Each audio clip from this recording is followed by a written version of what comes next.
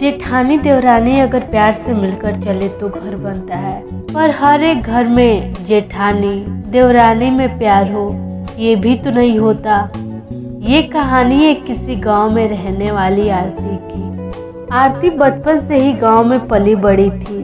उसे घर गृहस्थी, पूजा पाठ आदि सभी काम बहुत ही अच्छे तरीके से आते थे। आरती की शादी अमीर सेठ के छोटे बेटे से होती है। आरती के ससुराल में सास ससुर और उसकी जेठ जेठानी के साथ ही साथ उसकी दादी सास भी रहती थी, जो उम्र में काफी बुजुर्ग हो जाने के कारण हमेशा बिस्तर पे ही लेटी रहती थी। आरती के ससुराल में कुछ महीने बीत जाते हैं। वे देखती है कि उसकी जेठानी अक्सर अपने मायके में ही जाकर बैठी रहती थी।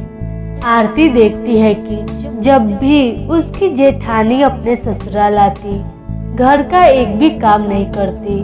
अगर उनकी सास कुछ बोले तो वे आए दिन लड़ाई झगड़े करके अपनी माँ को बुला लेती। जेठानी की माँ भी अपनी बेटी को समझाने की जगह उसी का साथ देती और 1-2 महीने अपनी बेटी के ससुराल में ही जाकर रहती। कभी माँ अपने बेटी के ससुराल में जाकर रहती तो कभी बेटी अपने मायके में बैठी रहती। जेठानी की माँ भी पूरे दिन अपनी बेटी के कान ससुराल वालों के खिलाफ भरती रहती। जेठानी को इतना मायके जाता देख आरती भी अपने माँ से बोलती है कि माँ, मेरी जेठानी आए दिन अपने मायके भागी रहती है और पूरे दिन मुझे ही घर का सारा कामकाज भी करना पड़ता है। माँ, अगर तुम कहो तो मैं भी कुछ दिनों के लिए अपने मायके आ जाती हूँ। जब मेरी सास को घर का सारा काम खुद करना पड़ेगा तभी उनको मेरी अहमियत समझ में आएगी। आरती की माँ बोलती है, तुम अपने ससुराल अपनी अहमियत समझाने नहीं बल्कि बहू का फर्ज निभाने गई हो। अगर तुम्हारी जेठानी घर पे हो और तुम्हारी सास तुम्हें मायके जाने की परमिशन दे, तुम तभी यहाँ आना, क्योंकि वहाँ किसी न किसी का रहना भी जरूरी है। तुम्हारी दादी सास की तो तबीयत हमेशा खराब रहती है और तुम्हारी सास पूरे दिन उनके सेवा में ही लगी रहती है। और मैंने तुम्हें ऐसे संस्कार तो नहीं दिए कि तुम अपने से बड़ों का निरादर करो। देवरानी अपनी माँ का फोन रखते हुए बोलती है, एक मेरे मायके वाले हैं जो मुझे बुलाना ही नहीं चाहते और एक जेठानी के जो ससुराल में एक दिन भी रहने नहीं देते। देवरानी उदास मन से फिर से अपने घर के कामों में लग जाती है। आरती को पूरा दिन काम करता देख जेठ को थोड़ा सा भी अच्छा नहीं लगता और वे अपनी पत्नी से मायके से घर आने के लिए बोलता है, पर पत्नी को ये बात जरा भी नहीं भाता और पति पत्नी के बीच झगड़े होने लगते हैं। जेठानी की माँ भी अपनी बेटी का ही साथ देते हुए अपने जमाई को काफी भला बुरा बोलती है।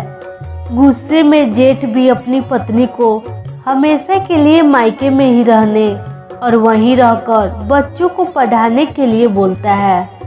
जेठानी की माँ भी बड़ी शान से अपनी बेटी को अपने पास रखने के लिए तैयार हो जाती है, पर कुछ साल तो जेठानी अपने मायके में अपनी माँ के साथ बड़े ऐशो आराम से रहती है। पर जेठानी की भाभी हमेशा के लिए अपनी ननद को मायके में देख वे भी अपने मायके बार बार जाने लगती है।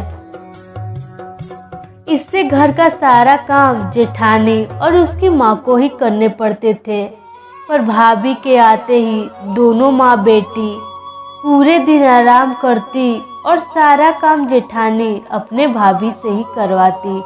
अपनी ननद के इस व्यवहार से उसकी भाभी काफी ज्यादा परेशान हो गई थी, पर घर पर उसकी सास का राज्य था इसलिए वे कुछ नहीं बोल पाती। एक दिन अचानक जेठानी की माँ की मृत्यु हो जाती है। उसकी माँ के मृत्यु के बाद जेठानी के ससुराल के लोग उसकी देवरानी, सास, पति भी पहुंचते हैं और जेठानी अपने ससुराल वालों से बात तक नहीं करती।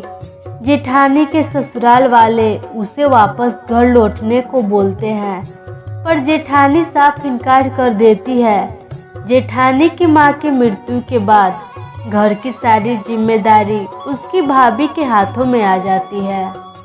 मां की मृत्यु के बाद जेठानी और उसकी भाभी में आए दिन झगड़े होते रहते हैं। यहाँ तक कि जेठानी की भाभी घर का सारा काम भी जेठानी से ही करवाती है और कुछ भी बोले तो भाभी समेत भाई से भी उसकी लड़ाइयाँ होती है।